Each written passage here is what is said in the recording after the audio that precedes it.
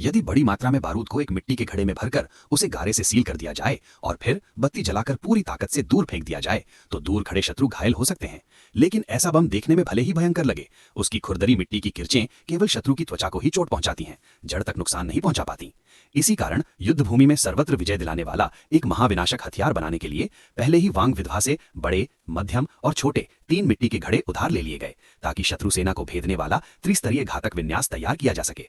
सबसे छोटे घड़े में आर्सेनिक और आंत छेद जैसे प्राण घातक विषैले चूर्ण भरे जाते हैं। मध्यम आकार के घड़े में पश्चिमी क्षेत्रों के गुप्त नुसाहे से तैयार की गई प्रचंड विस्फोटक बारूद भरी जाती है, जिसकी शक्ति पहाड़ चीरने और पत्थर फाड़ने जैसी मानी जाती है। यही इस हत्या विन्यास का मूल केंद्र है।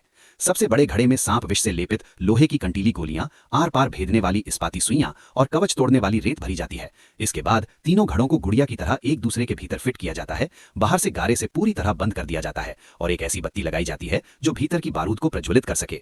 जब इसे शत्रु सेना की ओर फेंका जाता है तो जैसे ही गर्जना और आग का विस्फोट होता है, बाहरी घड़े में भरे गुप्त हथियार टिड्डियों के झुंड की तरह चारों ओर फैल जाते हैं। 10 कदम के भीतर जो शत्रु किसी तरह बच भी जाए, वो भी अंदर के छोटे घड़े में भरे विषैले चूर्ण के जलते ही उठने वाले जहरीले धुएं से नहीं बच पाता। ये धुआं हवा के साथ फैलकर प्राणघातक विष बन जाता है। इसे सांस के साथ भीतर लेने पर शत्रु के शरीर से रहस्यमयी रक्तस्राव होने लगता है। उसकी चीखें अभी थमी भी नहीं होती कि प्राण निकल जाते हैं। इस प्रकार प्राचीन युद्ध भूमि का एक महाविनाशक हथियार जन्म लेता है, जीमू पीली दान अर्थात माता पुत्र गर्जन बम।